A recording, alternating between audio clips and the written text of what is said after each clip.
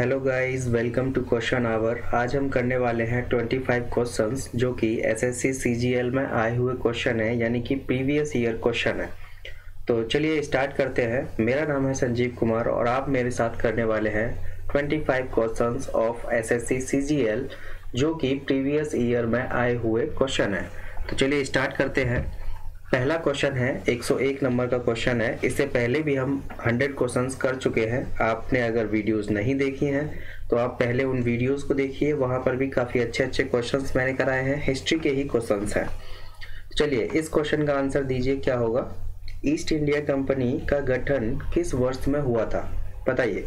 1664 में हुआ था, या 1632 में हुआ था, या फिर हुआ था 1608 में, या फिर 1600 में हुआ था। तो देखिए एक डेट आप याद रखें, 31 दिसंबर 1600। ये जो डेट है ये बहुत इंपॉर्टेंट है।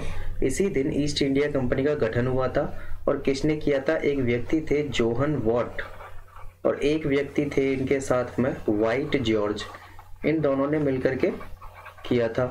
कभी कभी क्वेश्चन ये भी पूछ लिया जाता है कि जोहन वॉट्स कंपनी का गठन कब किया गया था, तो आपने आंसर करना है 1600। 101 नंबर का जो क्वेश्चन है उसका आंसर हो जाएगा ऑप्शन नंबर सी, जो है वो करेक्ट हो जाएगा। दूसरा क्वेश्चन देखते हैं। देखिए दूसरा क्वेश्चन है 102, यानी कि गदर पार्टी की संस्थापक कौन थे, बताइए। गदर पार्टी के संस्थापक कौन थे? तो देखिए एक व्यक्ति थे जिनका नाम था सोहन सिंह भाकना। वो जो है गदर पार्टी के संस्थापक थे। अगर आपसे पूछा जाता है कि हु वाज द को फाउंडर, अगर को फाउंडर का नाम पूछा जाता है तो आपने आंसर करना है लाला हरदयाल।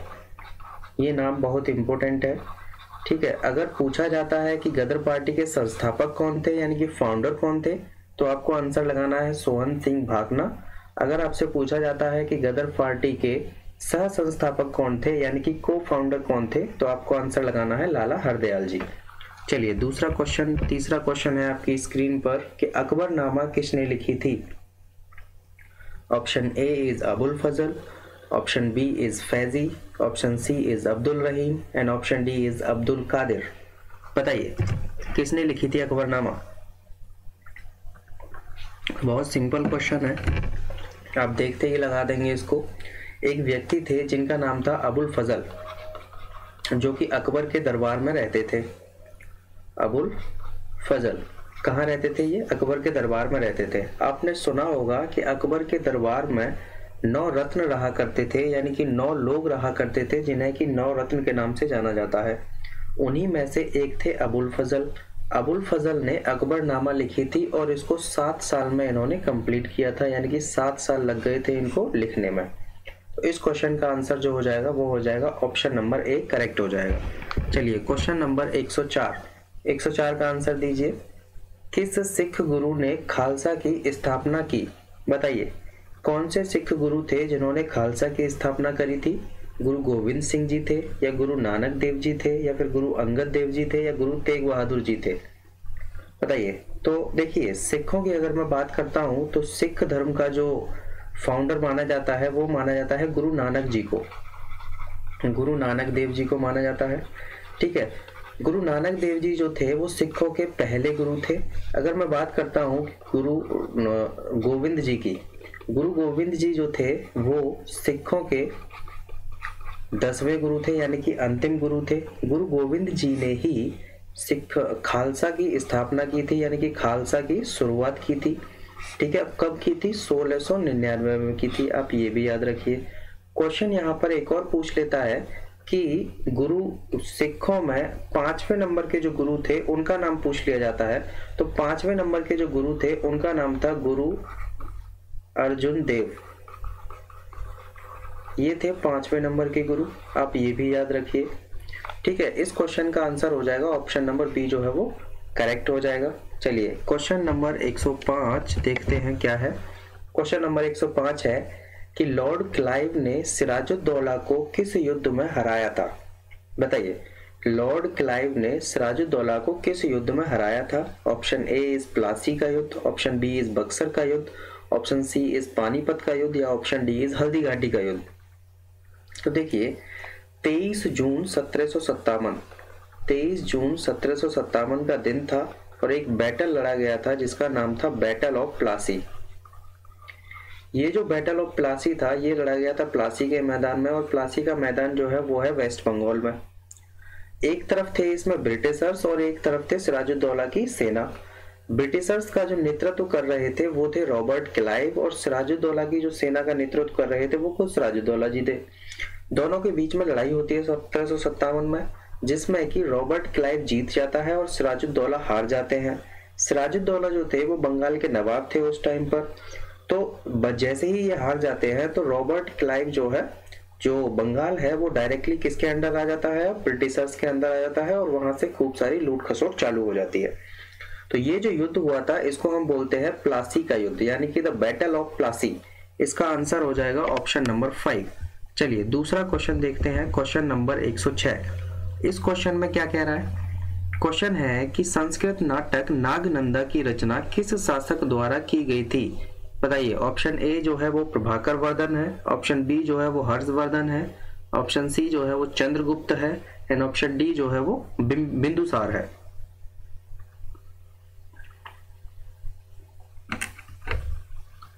तो देखिए, एक व्यक्ति थे जिन्होंने 606 से लेकर के 647 तक राज किया था एडी में, ठीक है ना, नॉर्थ इंडिया पर। और इन व्यक्ति का नाम था हर्षवर्धन, ठीक है, जिनको कि हर्षा के नाम से भी जाना जाता है। इस क्वेश्चन का आंसर जो होगा वो होगा ऑप्शन बी जो है वो करेक्ट है, यानी कि संस्कृत नाटक नागनंदा की जो रचना की थी वो की गई थी हर्षवर्धन द्वारा। क्वेश्चन यहाँ पर एक और पूछ लिया जाता है कि हर्षवर्धन के टाइम पीरियड पर कौन सा यात्री जो है भारत की यात्रा पर आया था?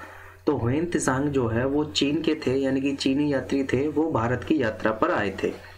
ऑप्शन नंबर इसका बी जो है वो करेक्ट है। चलिए दूसरा क्वेश्चन है, भारत की प्रथम महिला शासक कौन थी? बताइए। भारत की प्रथम महिला शासक कौन थी? नूरजहां थी, रजिया सुल्तान थी, या फिर रानी रुक्मा देवी थी, या फिर रानी दिद्दा थी? इस क्वेश्चन का आंसर बताइए क्या होगा। देखिए, एक व्यक्ति थी जिनका नाम था रजिया सुल्तान। रजिया सुल्तान जो है 1236 से लेकर के 1240 तक महिला शासक रही थी। वो इल्तुतमिश की बेटी थी रजिया सुल्तान। इल्तुतमिश की डेथ के बाद रजिया सुल्तान को ही नवाब बनाया गया था, यानी कि वो भारत की पहली मुस्लिम महिला शासक भी थी और भारत की पहली महिला शासक भी थी रजिया सुल्तान, जिनका कि टाइम पीरियड है 1236 से 1240 तक। ये जो है स्लेव डायनेस्टी की थी, आप ये भी याद रखिए, स्लेव डायनेस्टी की थी ये। इनके बारे में, इनका जो टाइम पीरियड है वो ये है लगभग 4 साल का टाइम पीरियड है। तो आपको यहाँ से दिख रहा होगा, जब आपने पढ़ा होगा तो हर एक डायनेस्टी के बारे में आपने पढ़ा होगा। स्लेव डायनेस्टी, गुलाम वंश, खिलजी वंश, सैयद वंश, तुगलक वंश और लोधी वंश, ये आपने डायनेस्टीज के बारे में पढ़ा होगा, जिनमें कि काफी सारे राजा रहे थे और काफी लंबा टाइम पीरियड भी था उनका। लेकिन इनका जो टाइम पीरियड था वो था मात्र 4 साल का। तो आप इससे अंदाजा लगा सकते हैं कि उस टाइम पर महिलाओं के लिए ज़्यादा वो नहीं था।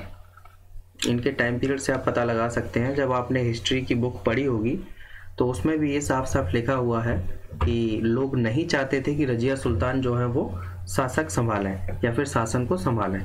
तो चलिए उस पर हम फिलहाल नहीं जाते हैं। इस क्वेश्चन का आंसर हो जाएगा ऑप्शन नंबर बी जो है वो करेक्ट हो जाएगा। चलिए दूसरा क्वेश्चन है।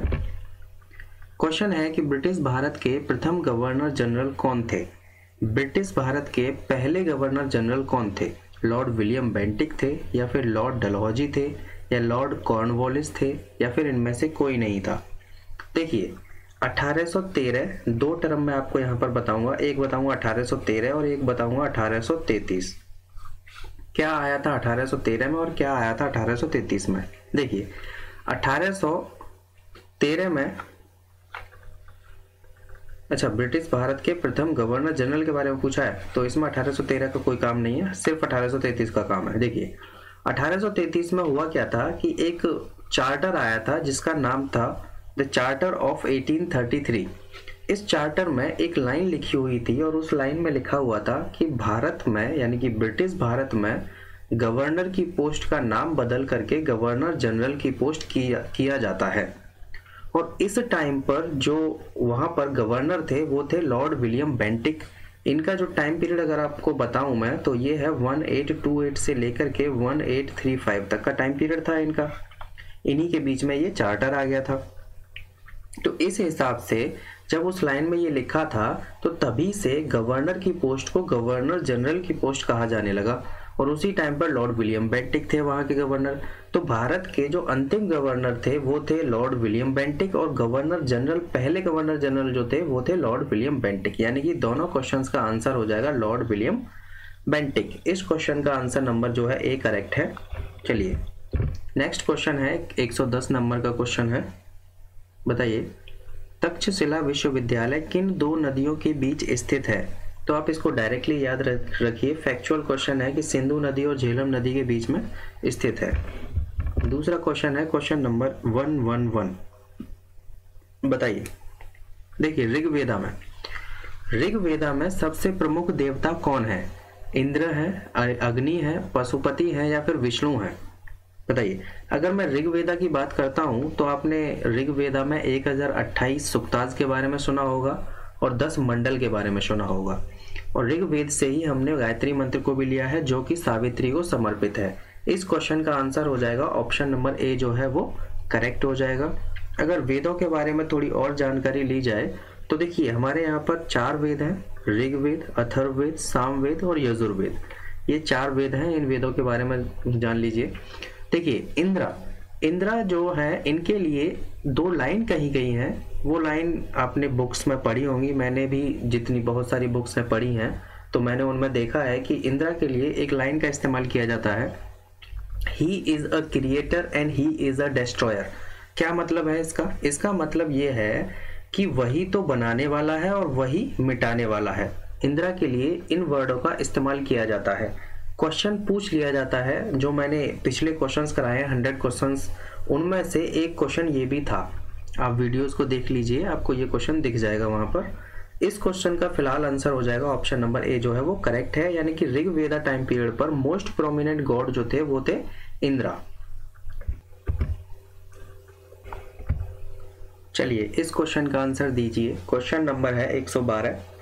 17 दिसंबर 1927 को जॉन सैंडर्स की किसने हत्या की थी? भगत सिंह जी ने की थी, या मंगल पांडे जी ने की थी, या विपिन चंद्र पाल ने की थी, या फिर सुखदेव जी ने की थी? Who shot dead John Sanders on 17th of December 1927?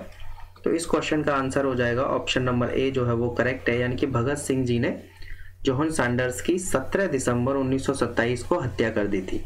चलिए दूसरा क्वेश्चन है क्वेश्चन नंबर 113। 113 को पढ़िए। सरदार वल्लभ भाई पटेल किस आंदोलन या सत्याग्रह के अग्रणी थे? भूदान आंदोलन के, या रॉलेट सत्याग्रह के, या फिर बारदोली सत्याग्रह के, या फिर तवदेशी आंदोलन के? बताइए। तो इस क्वेश्चन का आंसर हो जाएगा ऑप्शन नंबर सी जो है वो करेक्ट है। यानी कि जो सरदार वल्लभ भाई पटेल थे वो बारदोली सत्याग्रह के लीडरशिप करी थी उन्होंने। और आपको ये भी पता होगा कि जो सरदार वल्लभ भाई पटेल को जो सरदार की उपाधि मिली है वो वहीं से मिली है। यानी कि बारदोली में महिलाओं ने खुश होकर उन्हें सरदार माना था अपना, क्योंकि उन्होंने वहां पर जाके सिचुएशन को हैंडल किया था। वो सिचुएशन ये थी कि अंग्रेजों ने 30% का जो है कर इंक्रीमेंट कर दिया था वहां पर, इसलिए सरदार वल्लभ भाई पटेल को वहां की महिलाओं ने सरदार की उपाधि दी थी, और तब से वल्लभ भाई पटेल को सरदार वल्लभ भाई पटेल जाना जाने लगा। इस क्वेश्चन का आंसर हो जाएगा सी नंबर जो है वो करेक्ट है। चलिए दूसरा क्वेश्चन है 114 नंबर का क्वेश्चन है। किस अधिनियम ने ईस्ट इंडिया कंपनी के व्यापारिक एकाधिकार को समाप्त कर दिया था? बताइए। देखिए इसमें मैं आपको 2 टर्म पढ़ाता हूँ। देखिए 1813 का चार्टर मैं आपको बताऊंगा और एक बताऊंगा मैं 1833 का चार्टर। आप दोनों को पढ़ते ही आंसर लगा दोगे इस क्वेश्चन का। यहाँ पर बोला गया है कि व्यापारिक एकाधिकार को खत्म कब किया गया था। देखिए जब 1813 का जो चार्टर आया था उसमें लिखा हुआ था कि व्यापारिक एकाधिकार को समाप्त किया जाता है। ये तो हो गई 1813 के चार्टर की बात। एक 1833 में जो चार्टर आया था उसमें लिखा हुआ था कि मोनोपोली को कंप्लीटली खत्म किया जाता है। वर्ड पर ध्यान देना, शब्दों का यहाँ पर खेल है। 1833 के चार्टर में लिखा था कि पूर्ण रूप से व्यापारिक एकाधिकार को खत्म किया जाता है, और 1813 के जो चार्टर में लिखा हुआ था वो ये लिखा हुआ था कि व्यापारिक एकाधिकार को समाप्त किया जाता है। अब बताइए आप इस क्वेश्चन का आंसर क्या हो जाएगा। मेरे हिसाब से इस क्वेश्चन का आंसर होना चाहिए ऑप्शन नंबर डी, यानी कि 1813 का चार्टर अधिनियम। चलिए दूसरा क्वेश्चन देखते हैं। क्वेश्चन नंबर 115, पूना समझौता महात्मा गांधी और किसके बीच में हुआ था, ये आपको बताना है। चलिए बताइए, पूना समझौता और महात्मा गांधी और किसके बीच में हुआ था? मोहम्मद अली जिन्ना, या लॉर्ड इरविन, या फिर सुभाष चंद्र बोस, या फिर B.R. अम्बेडकर। देखिए, पूना समझौता जो हुआ था वो हुआ था डॉक्टर भीमराव अंबेडकर और महात्मा गांधी के बीच में। वो क्या रहा था कि महात्मा गांधी जी और डॉक्टर भीमराव अंबेडकर के बीच में थोड़ी सी अनबन हो गई थी बात को लेकर के। वो बात ये थी कि डॉक्टर भीमराव अंबेडकर जी चाहते थे कि दलित्स के लिए सेपरेट इलेक्टोरल होना चाहिए, और महात्मा गांधी जी चाहते थे कि ऐसा नहीं होना चाहिए। हालांकि महात्मा गांधी जी ने जो सोचा था वो भी अपना एक पॉइंट ऑफ व्यू अच्छा था कि अगर सेपरेट इलेक्टोरल हम दलित्स को दे देते हैं तो समाज में डिवाइड का जो है एक रूल चल जाएगा, यानी कि समाज जो है वो बट जाएगा, टुकड़ों में बट जाएगा। तो महात्मा गांधी जी इस बात से सहमत नहीं थे, डॉक्टर भीमराव अंबेडकर की बात से सहमत नहीं थे। तो महात्मा गांधी जी उस टाइम पर यरवदा जेल में थे, तो वहां पर वो अनशन पर बैठ गए थे, यानी कि भूख हड़ताल पर बैठ गए थे, और वो जो जेल थी वो थी पूना में। तो दोनों के बीच में जब समझौता होता है और उसी वाक्य को और उसी कहानी को एक नाम दे दिया जाता है, और वो नाम होता है पूना समझौता, यानी कि पूना पैक्ट। इस क्वेश्चन का आंसर हो जाएगा डॉक्टर भीमराव अंबेडकर जी और महात्मा गांधी के बीच में पूना समझौता हुआ था। चलिए दूसरा क्वेश्चन है 116, किस गवर्नर जनरल ने भारत में सती प्रथा का अंत किया था, बताइए।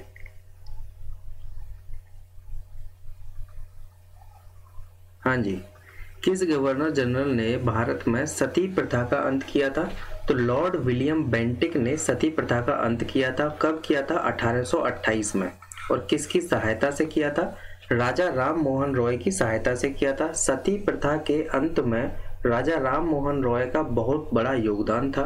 कभी कभी क्वेश्चन राजा राम मोहन रॉय के नाम से भी पूछ लेता है सती प्रथा से रिलेट करके, ठीक है, तो आप याद रखिए। इस क्वेश्चन का आंसर हो जाएगा लॉर्ड विलियम बेंटिक।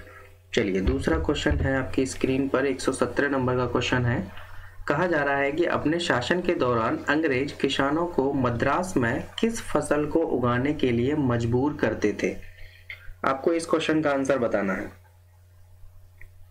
क्या वो जूट उगाने के लिए मजबूर करते थे, क्या वो चाय उगाने के लिए मजबूर करते थे, या गन्ना उगाने के लिए मजबूर करते थे, या चावल उगाने के लिए मजबूर करते थे? ऐसे ही आपको 2-3 क्वेश्चन मिलेंगे इस सीरीज में। लगभग 3 क्वेश्चन हैं जो मैंने डाले हैं इसमें। एक में तो पूछा गया है मद्रास के बारे में, ठीक है, एक में पूछा गया है पंजाब के बारे में, और एक क्वेश्चन में पूछा गया है यूनाइटेड प्रोविंसेस के बारे में, ठीक है ना, वो अलग अलग क्वेश्चन है। तो इस क्वेश्चन का फिलहाल आंसर हो जाएगा ऑप्शन नंबर डी जो है वो करेक्ट है। अगर मैं चाय की बात करता हूँ तो वो लोग चाय जो उगवाया करते थे वो आसाम वाले इलाके में उगवाया करते थे, जूट जो है बंगाल में उगवाया करते थे, और गन्ना जो है वो यूनाइटेड प्रोविंसेस में उगवाया करते थे।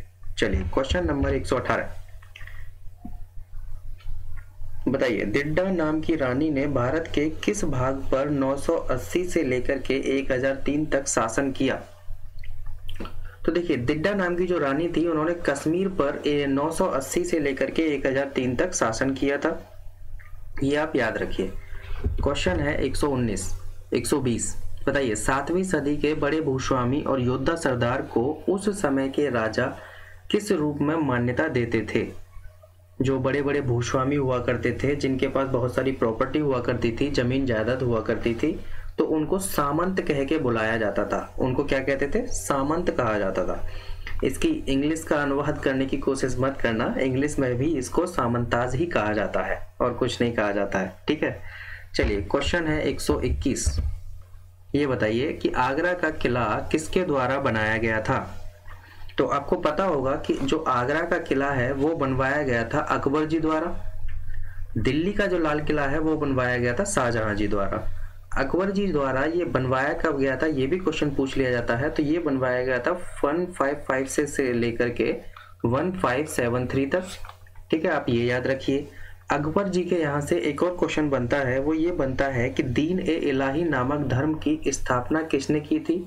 तो आपको आंसर लगाना है कि अकबर जी ने की थी। ठीक है, आप इतना याद रखिए। इस क्वेश्चन का आंसर जो है वो है बी ऑप्शन जो है वो करेक्ट है। चलिए दूसरा क्वेश्चन है आपकी स्क्रीन पर 122। अपने शासन के दौरान अंग्रेज किसानों को पंजाब वाले इलाके में क्या फसल उगाने के लिए मजबूर करते थे। तो मैंने अभी आपको इसका आंसर बताया था, वो लोग कपास उगवाया करते थे। पंजाब वाले इलाके में और महाराष्ट्र वाले इलाके में वो लोग कपास उगवाया करते थे। जूट का मैंने अभी आपको बताया, बंगाल बताया था। चाय के लिए आसाम बताया था और गन्ने के लिए यूनाइटेड प्रोविंसेस बताया था। क्वेश्चन नंबर है 123, इसका आंसर दीजिए। 16वीं शताब्दी में दिल्ली का लाल किला किस राजवंश के शासकों का निवास था। तो देखिए आप इसका आंसर बहुत आसानी से लगा सकते हैं। 16वीं शताब्दी में मुगलों का राज चलता था, तो जाहिर सी बात है कि मुगल ही रहते होंगे वहां पर। और दिल्ली का लाल किला बनवाया किसने था, बनवाया गया था हुमायूं जी, सॉरी शाहजहां जी द्वारा ये बनवाया गया था। अगर क्वेश्चन पूछता है कि ये कब बनवाया गया था, तो आपने आंसर करना है कि 1639 में ये बनवाया गया था। ठीक है, तो इसका आंसर हो जाएगा ऑप्शन नंबर डी करेक्ट है। चलिए क्वेश्चन नंबर है 124, इसका आंसर बताइए।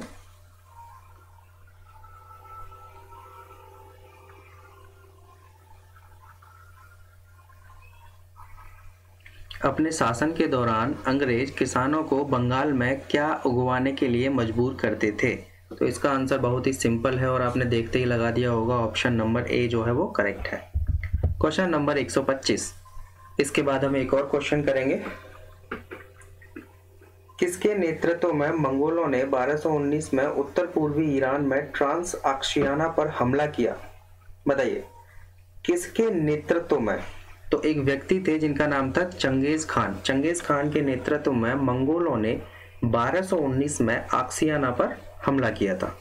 ठीक है, चलिए दूसरा क्वेश्चन है 126 नंबर का और ये हमारा आज का लास्ट क्वेश्चन होगा। ठीक है, बताइए इसका आंसर बताइए। किस मुगल सम्राट के शासन के दौरान भारतीय मुगल चित्रों का उद्गम हुआ। बताइए।